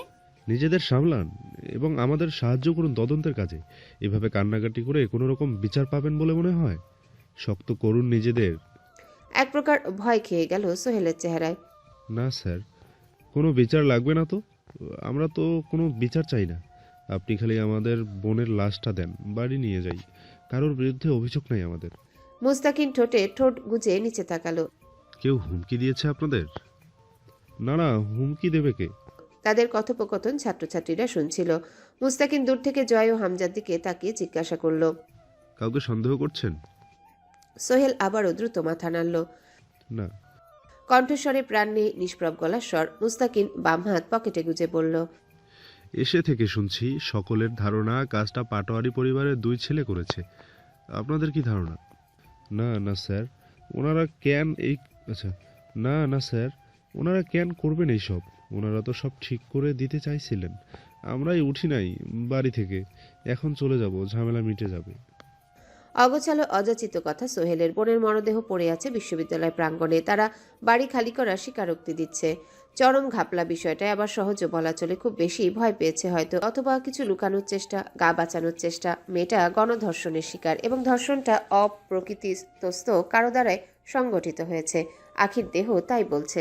মুস্তাকিন গিয়ে হাঁটু ভাঁজ করে উবু হয়ে বসলো চাঁদনির পাশে। জিজ্ঞাসা করলো, আখি কবে থেকে নিখোঁজ ছিল? চাঁদনির ঘর্মাক্ত মুখটা মুছল মলিন শাড়ির আঁচল দিয়ে। সপ্তাহখানেক আগে দুপুরে স্কুল থেকে বাড়ি আসছে। টেস্ট পরীক্ষা চলতেছিল এসএসসির। বিকালে বাইরে বের হয়ে গেল কোচিং করার জন্য। এই তো ফিরে আসছে স্যার। অন্তুর কলিজায় মনে হলো সজোরে এসে একটা তীর তীব্র বেগে গেঁথে গেল। মুস্তাকিন উঠে দাঁড়িয়ে রশিদকে ডাকলো। এদিকে আসুন। মুস্তাকিন তার হাত থেকে ফোনটা নিতে নিতে বলল, যত দ্রুত সম্ভব তদন্তের কাজ শুরু করুন। বডিটাকে ফরেন্সিক ল্যাবে পাঠাবার ব্যবস্থা করুন, as soon as possible. Rashid মাথা নাড়ল, আবারও বলল, কিন্তু স্যার, গার্ডিয়ানরা তো লাশ বাড়িতে নিতে যাচ্ছে, খুব জেদ ধরে আছে। কোনোভাবেই তারা লাশ কাটাছেড়া করতে দিতে রাজি না। আপনি একটু কথা বলুন ওদের সঙ্গে। আচ্ছা, কথা বলছি। দ্রুত করুন, ক্যাম্পাসে লোক জড়ো হয়ে যাচ্ছে। একটা হাঙ্গামা হওয়ার চান্স আছে। তার আগেই বডি ট্রান্সফার করুন মর্গে। কখন কে জানে জনতার মাঝে বিক্ষোভ জেগে ওঠে। প্রফেসর এগিয়ে এলেন মুস্তাকিনের দিকে, হাত বাড়িয়ে হ্যান্ডশেক করলেন মুস্তাকিনের সঙ্গে। আমি প্রিন্সিপাল ইউসুফ সিরাজি। মুস্তাকিন মাথা নাড়ল সামান্য। সৈয়দ মুস্তাকিন মহান, investigator, police bureau of investigation, PBI department. Professor রশিদের সঙ্গে হাত মিলালেন। রশিদ নিজের পরিচয় দিল। রাশিদ আলম, ইন্সপেক্টর অফ থানা পুলিশ। প্রফেসর দুঃখ প্রকাশ করলেন। কি যে হচ্ছে ভার্সিটিতে আজকাল, ছেলেমেয়েরা আতঙ্কিত। কারা এসব করেছে কে জানে। মুস্তাকিনের কথার মাঝখানে ফোন কানে ধরে অন্যদিকে চলে গেল।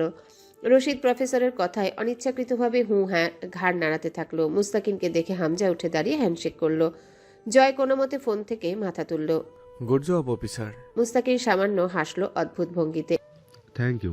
এরপর হুট করেই বলল, লোকে আপনাদের দিকে আঙ্গুল তুলছে, আপনাদের কি খেয়াল? হামজা হাসলো। আপনি তুলছেন না আঙ্গুল? আমি আমজনতার থেকে খানিক আলাদা, বলা চলে নিজের পেশায় খাতিরেই। প্রমাণ ছাড়া আঙ্গুল তুললে চাকরি থাকবে না। চোখ মারল হামজাকে মুস্তাকিন। হামজা ছেলেদের চলে যেতে ইশারা করে। সালমা কাঁদছেন, জোরে জোরে কাঁদছেন বুক চাপড়ে। লোকের চাপা গুঞ্জন আর পরিবেশে অভিশাপের কালশিটে ধোয়া ছড়িয়েছে যেন।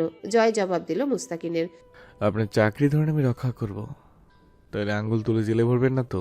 মুস্তাকিন বসলো দুজনের সামনের একটা চেয়ারে। সূর্যের তেজ ও আলো কমে উত্তরে হাওয়া এসে গায়ে লাগছে। কাঁধে ঝুলিয়ে রাখা ডেনিমের জ্যাকেটটা গায়ে চড়িয়ে বলল, আপনার শখ অথবা শাস্তি সহ্য করার কনফিডেন্স, কোনটা ধরবো? হামজা প্রসঙ্গ বদলালো। কিছু জিজ্ঞেস করতে চান অফিসার? প্রফেসর সিরাজি এসে দাঁড়ালেন পাশে। মুস্তাকিন এবার সরাসরি কথা এলো।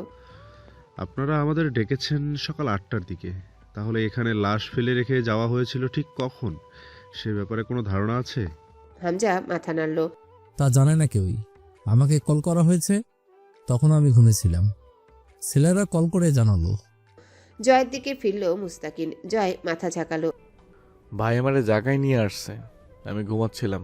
মুস্তাকিন জিজ্ঞাসা করলো, আপনারা একসঙ্গে থাকেন? জয় মাথা নাড়ল। হুম, এক বাড়িতে এক ঘরে থাকতাম। লোক বদনাম করবে জন্য থাকা হয় না। বদনাম তো আর কম নেই এমনিতেই। হেসে ফেলল মুস্তাকিন, পরে নিজেকে সামলে বলল, লাশ এক্স্যাক্টলি কোথায় ফেলা হয়েছিল সেই জায়গাটি দেখান আমাদের, সেটা তো দেখেছেন। বিশ্ববিদ্যালয়ের মেন প্রাঙ্গণের পেছনের দিকটা নির্জন এবং গাছগাছালিতে ছাওয়া। সেখানে সচরাচর লোকের যাতায়াত অতটাও নেই। দিনের বেলা ছেলেমেয়েরা আড্ডা দিতে নির্জন জায়গাটি বেছে নেয়। রাতে একদম শুনশান, ক্যাম্পাসের অফসাইড বলা চলে। সর্বপ্রথম লাশ দেখেছে ঝাড়ুদার।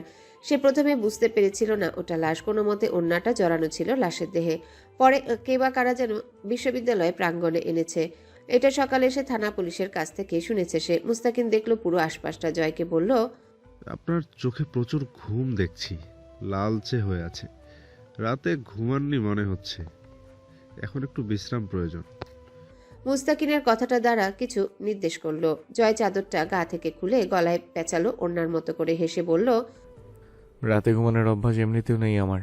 ঘুম আসলে সকালে হয়নি বলে ঠিক হয়তো আমার জন্য সকালে টেনে তুলে আনা হয়েছে। আসলে আমাদের মতো নেতাকর্মীদের দুঃখ আর পরিশ্রম আপনারা কোনোদিনও বুঝবেন না। জনতার মন রাখতে কত যে লোক দেখানো ঢং করতে হয়। যেমন ধরেন, আমার আসতে ইচ্ছে করছিল না, কষ্ট হচ্ছে না, বিশেষ মেয়েটা বা তার পরিবারের জন্য, তবুও আসতে হলো। ইভেন ধর্ণা ধরে বসে থাকতে হচ্ছে হুদে এখানে নিরাশ মুখে। কারবাল চেতেছি বসে, মানুষ তো মরবেই। এই অবধারিত বিষয়ে এইসব ঢং কি মনে ধনে কোথাও সয়? তবুও সওয়া লাগে, কারণ তথাকথিত সমাজসেবক আমি। ফাক আপ দিস ইন্ট্রোডাকশন।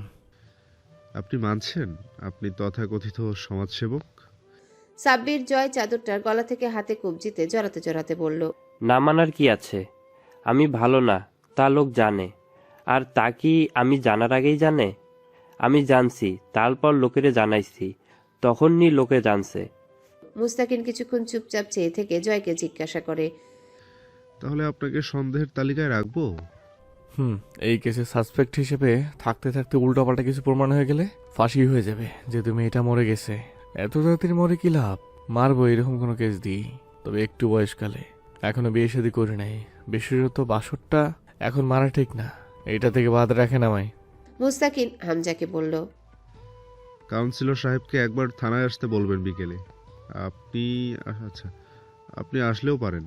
হামজা পাঞ্জাবির হাতার বোতাম খুলে তা কনুয়ের গোটাতে গোটাতে বলল, আমি আসতে পারবো না, আব্বা যাবে। আমার ব্যস্ত সময় কাটছে, নির্বাচন এগিয়ে আসছে সামনে। মুস্তাকিন হাঁটতে হাঁটতে আবারও পিছনে ফিরে দেখলো হামজাকে পায়ের উপর পা তুলে বসে আছে চেয়ারটায়। মুখে চাপদারি, পুরু ঠোঁটের উপর ঘন গোফ, গায়ে জড়ানো চাদরের প্রান্ত ঝুলছে একপাশে। একটু দূরে দাঁড়িয়ে সিগারেটে টান দিচ্ছে জয়। জয় তাকিয়ে আছে একটা বোরখা পরা মেয়ের দিকে। মেয়েটির সাথে মুস্তাকিন ধাক্কা খেয়েছিল। মেয়েটা অপলক চেয়ে আছে আখির লাশের দিকে। লাশকে ফ্রিজিং গাড়িতে তোলার ব্যবস্থা চলছে। মর্গ থেকে লোক এসেছে। ঢাকাতে আখির লাশ পাঠানো হলো ফরেন্সিক টেস্টের জন্য। তা মুস্তাকিন চেয়েছিল না। সে দিনাজপুরের এম আব্দুর রহিম মেডিকেলে পাঠাতে চাইছিল, ব্যবস্থাও করেছিল। সিনিয়র ইনচার্জ রাজি হননি। আখির মা মুস্তাকিনের হাত ধরে কান্নাকাটি করেছিলেন। আমার মেয়েটার শরীরটারে আর কোনো শুয়োরের হাতে দিচ্ছি না বাপ। আমারে মা মনে কইরা আমার কথা রাখ, আমার বিচার লাগবো না। আমার আখির দেহধারে দে, আমি নিয়ে যাই। এ কথা ফেলার মতো নয়, অথচ উপরমহল হুট করে সিদ্ধান্ত বদলেছে। এসব নতুন নয় এই লাইনে। তবে শেষ অবধি যেতে হলে তাকে সজাগ থাকতে হবে প্রতিপদে। রাত 8টায় ডিআইজি স্যারের সাথে কথা বলে কার্যালয় থেকে বের হলো। টিমের সকলেরই খুব খাটুনি হবে এই মামলায়। এখানে কোথাও না কোথাও ওতপ্রোতভাবে জড়িয়ে আছে রাজনৈতিক বিষয়াদি আর সমাজের উঁচু পর্যায়ের পদ্ধতিগত বল প্রয়োগ, যার ঘাপলা খুলতে বেশ বেগ পেতে হবে তাদের। রাস্তা পার হবার জন্য দাঁড়ালো। ফোন বাজছে। ফোন জিনিসটা নেহাত বিরক্তিকর, বিশেষ করে যখন রিং হয়। মায়ের কল।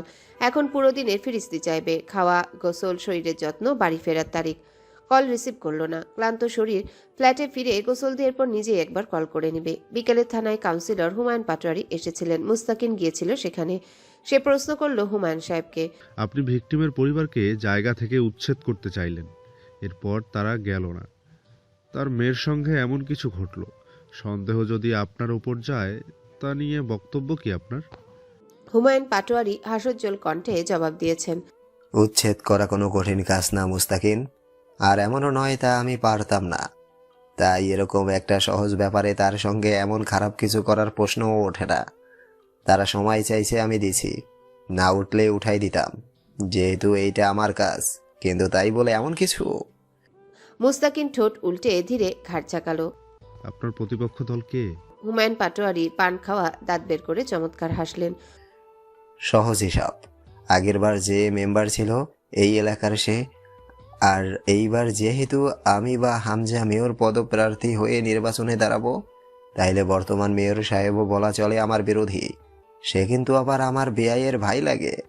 মুস্তাকিন আসলে বুঝতে পারছে না এই কথার উপর ভিত্তি করে তার এই দুটো লোককে সন্দেহের তালিকায় রাখা উচিত হবে কিনা। হুমায়ুন পাটোয়ারি যা বোঝাতে চেয়েছে তা হলো, তারা হুমায়ুন পাটোয়ারিকে বদনাম করার জন্য আখির সাথে বিভৎস খেলায় মত্ত হতে পারে। আর কি কোনো সাসপেক্ট থাকতে পারে না এই খুনের দায়ে?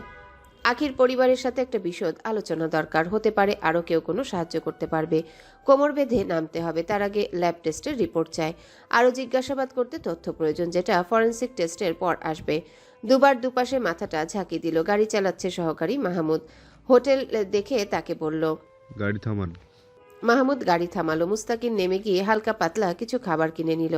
ফ্ল্যাটে রান্না করার চাচিটা দুদিন হলো আসে না। এখন মুস্তাকিনের রান্না করার এনার্জি নেই। অ্যাপার্টমেন্টের গেটে দেলোয়ার বলল, স্যার তোমার তো চিঠি আইছে গো। দেলোয়ার দুষ্টু হাসছে। মুস্তাকিনও হেসে ফেলল। চিঠি শুধু প্রেমিকার কাছ থেকে আসে না, আজকাল আর প্রেম চিঠিতে হয় না। উন্নত দুনিয়ার প্রেম হয় উন্নত উপায়ে, উন্নত ডিভাইসের মাধ্যমে হয়। হতে পারে, দেখো, এটা আমার মৃত্যুর পরোয়ানা পাঠিয়েছে কোনো এক শুভাকাঙ্ক্ষী ভালোবেসে। দেলোয়ার দাঁত বের করে হাসলো। তোমার আর কেটা মারা সাহস করব? যত বড় একখান পিস্তল প্যান্টের ভিতরে নিয়ে ঘুরো। প্যান্টের ভেতরে পিস্তল? তাও আবার অত বড়? তুই রাইফেল আর পিস্তলকে গুলিয়ে ফেলেছিস মনে হচ্ছে। আর প্যান্টের ভিতরে পিস্তল রাখে কেমনে? কোথায় রাখে? মুস্তাকিনের বলার ভঙ্গি দেখে হো হো করে হেসে উঠল এবার দেলোয়ার। মুস্তাকিন ঢুকে গেল ফ্ল্যাটে। দরজা লাগিয়ে খাবার টেবিলের উপর রেখে চিঠি নিয়ে বসলো। চিঠিটা রেখে দিল পরিত্যক্ত হালে। বিশেষ আগ্রহ আসছে না তা নিয়ে। সে জানে কার চিঠি। ফ্রেশ হয়ে এসে খোলার কথা ভেবে আবারও কি মনে করে দায়সারা হাতে চিঠিটা খুলল। বেনামি চিঠি। কি যেন পরিচয় দাও তুমি নিজের? ও হ্যাঁ, Shahid Mustakin Rahman, investigator, DPI department না? কেস থেকে সরে যাও অফিসার। তুমিও ভালো থাকো আর আমরাও। না হলে তোমার এক পিস্তল তোমাকে কত রকম কতভাবে রক্ষা করতে পারবে তোমায়। তোমার জান যা করতেছ তা তোমার জানের সদা হাতে তো পড়বাই। যদি সেরকম হয়ে থাকে তাহলে তোমার রুহুর জন্য মঙ্গল, আর মরার পরে বেহুশত কামনা করি। মুস্তাকিন চিরকুটটা হাতে পুড়ে ময়লার ঝুড়িতে ফেললো। শার্ট খুলে সোফাতে ছুড়ল। আরও মাথায় চেপে বসাচ্ছে এরা কেসটা। এতক্ষণ তাও ঘুম ঘুম পাচ্ছিল একটু ক্লান্তিতে। মোড়ের উপর রিক্সা থামিয়ে দিল রিক্সাওয়ালা। অন্তু বলল, আর একটু এগিয়ে যাবেন না? না আপা, রাস্তা খারাপ, চাকা আটকে যায়, এইটুকুনো পায়ে যান। রাস্তাটা ভাঙা। কদিন আগে বৃষ্টিতে পিচ হয়ে নিচু হয়ে যাওয়া স্থানগুলোতে পানি জমেছে। সামনেই ক্লাব ঘর। বাইরের দেয়ালে সেটে রাখা বিভিন্ন রাজনৈতিক পোস্টার, রং বেরঙের কালিতে রাজনৈতিক সংগঠনের নামধাম লেখা সব। সামনের রাস্তার ওপারে চায়ের দোকানপাট। ক্লাব ঘরের সামনে লাল চেয়ার পাতা। অনেকগুলো বাঁশের স্ট্যান্ডের উপর ক্যারাম বোর্ড রাখা। চেয়ারে দুই একজন বসে পা দোলাচ্ছে, সিগারেট টানছে, কেউ চায়ের কাপে চুমুক দিচ্ছে। রাস্তার করুণ দশা। কাউন্সিলরের ক্লাব ঘরের সামনে রাস্তার এই হাল, অথচ সেই কাউন্সিলর আগামীতে মেয়র পদে প্রার্থী হয়ে বিভিন্ন সম্মেলনে কত কি করে দেবার অঙ্গীকার দিচ্ছেন জনতাদের। আজকালের মাঝে একটা বিশাল সম্মেলন আছে প্রাইমারি স্কুলের মাঠে, সেখানে নিশ্চয়ই হামজা জয় জম্পেশ একটা করে বক্তব্য রাখবে। এদের জিহবা কয়টা, আর বিবেক এবং লজ্জায় বা কোন ফেরিয়ালার কাছে বিক্রি করে বাদাম কিনে খেয়েছে। ভাবতে ভাবতে কাদায় এক পা পড়ে গেল অন্তুর। ক্লাব ঘরের দিকে তাকালো না, থুতনি বুকে ঠেকিয়ে হেঁটে পার হলো। কালো বোরখা ও কালো ওড়নার নেকাবে মুখ ঢাকা তার। ক্লাব ঘরের পাশেই সালমা খালার ছোট বাড়িটা। টিনের গেটে আঙ্গুলের টোকায় 2-3 বার শব্দ করলো। কিছুটা দেরি করে চাঁদনি গেট খুলল। অন্তু বলল, ভয় পাবেন না ভাবি, আমি খালার ভার্সিটির এক ছাত্রী। চাঁদনি নির্লিপ্ত মুখে একপাশে সরে দাঁড়িয়ে ভেতরে আসার ইশারা করলো। টিনের চাল, টিনের বেড়া, তার সামনে একটা ইটের গাঁথুনিতে তোলা ঘর। মেঝে হয়নি, উপরে শুধু টিনের ছাদ লাগানো হয়েছে। নিচের মেঝে কাঁচা, জানালা দরজাও লাগানো হয়নি। চাঁদনি অন্তুকে নিয়ে ঘরে গিয়ে বসালো। পাশের ঘরে সালমা খালা নামাজে বসে কাঁদছেন, করুণ কান্না। অন্তুর বুক ভারী হয়ে এলো। চাঁদনি নাস্তা আনতে উদ্যত হলে অন্তু চাঁদনির হাতটা চেপে ধরে বলল, ভাবি প্লিজ, কোনো আনুষ্ঠানিকতা দেখিয়ে আমায় ছোট করবেন না। আপনি বসুন, 2 মিনিট কথা বলি। সব মিটলে একদিন এসে নাস্তা করে যাব। চাঁদনি মানতে চায় না। অন্তু জোর করে বসালো। জীর্ণ একটা সালোয়ার কামিজ পরনে চাঁদনির, চুলের বেনি উস্কো খুস্কো, মুখে মলিনতার ছাপ। দেখতে চরম সুন্দরী চাঁদনি, কালি পরা ডাগর ডাগর চোখ, আর তা যেন রহস্যময়।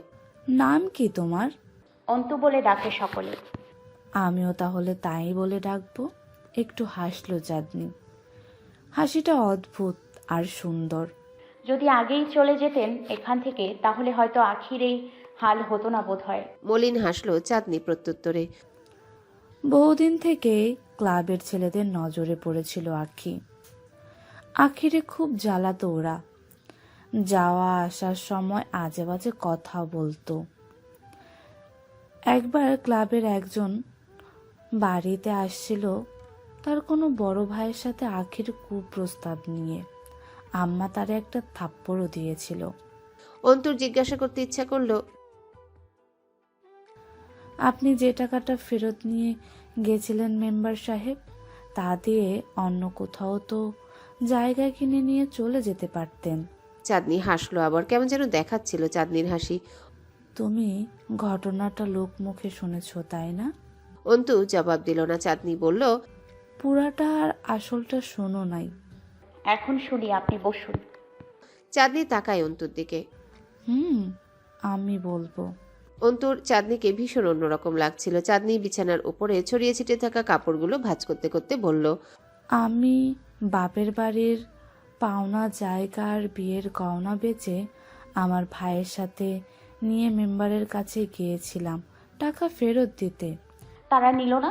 টাকাগুলো দেখলো আর মেম্বার সাহেব বলল, আচ্ছা, টাকা যখন জোগাড় করেছো নেওয়া যাবে। আমি ওই হিন্দু লোকটার সাথে কথা বলে দেখি। এরপর অন্যমনস্ক হলো চাঁদনি। যেভাবে বলছিল আমরা নিশ্চিত ছিলাম টাকা নেবে, জায়গা ফেরত পাবো। নিল কি সেই টাকা? চাঁদনি খুব মনোযোগ দিয়ে কাপড় ভাঁজ করতে করতে বলল, সেই রাতেই বাড়ি লুট হলো। বলেই হাসলো। কি যে অদ্ভুত নির্লিপ্ত শুনতে লাগলো চাঁদনির কথাটা। কপাল জড়িয়ে ফেললো অন্তু। চেনেননি তাদের?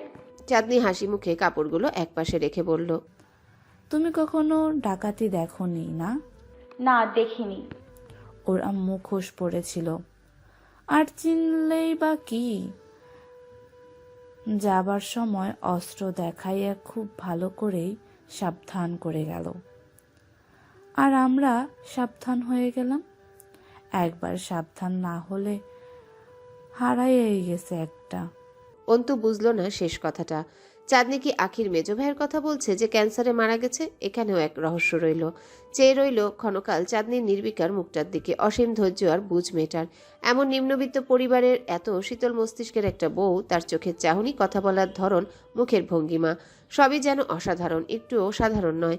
সেদিন শাশুড়িকে যেভাবে বুকে জড়িয়ে থামাচ্ছিল, সে এক বিরল দৃশ্য। আজও কেমন অনর শক্তিময়ী লাগছে এই মেয়েটাকে। প্রথম সাক্ষাতে কেমন নির্দ্বিধায় কথা বলছে ওর সঙ্গে। একটুও ইতস্তত বা অপ্রস্তুত নয় যেন। মার্জিয়া কি এমন হতে পারতো না? অন্তু জিজ্ঞাসা করল, আপনি পড়ালেখা জানেন? চোখ তুলে তাকায় চাঁদনি। এসএসসি পাশ করেছিলাম। মুখ খুললেই না তুমি, দেখলামও না তোমায়। অন্তু মেকআপটা খুলল অল্প একটু, বেজায় মায়াবতী দেখতে অন্তু। সবচেয়ে বেশি মায়া লেপটে আছে ঘন পাপড়িওয়ালা চোখে। চোখের মনি কুচকুচে কালো, তাতে মুক্ত দানার ন্যায় ভাসছে আলোর প্রতিসরিত বিন্দু রেখা। এক দেখায় আটকে যাবার মতো সুন্দর মেয়ে। কালো নিকাবের প্রান্ত এসে ঠেকেছে ফর্সা কপালটার উপর, থুতনিটুকুও বের হয়নি। কালো পর্দার আবরণে ভেদে ঝিরঝিরে মোহময়ী চেহারা। চাঁদনি কিছুক্ষণ অন্তুর মুখের দিকে চেয়ে থেকে বলল, খুব সুন্দর তুমি। হ্যালো বন্ধুরা, পরবর্তী পার্ট খুব তাড়াতাড়ি আসবে, তো সবাই অপেক্ষায় থাকো। আর চ্যানেলটি যারা এখনো সাবস্ক্রাইব করোনি তারা পরবর্তী পার্ট দেখার জন্য চ্যানেলটি সাবস্ক্রাইব করে রেখো। ধন্যবাদ সবাইকে, আমাদের সাথেই থেকো।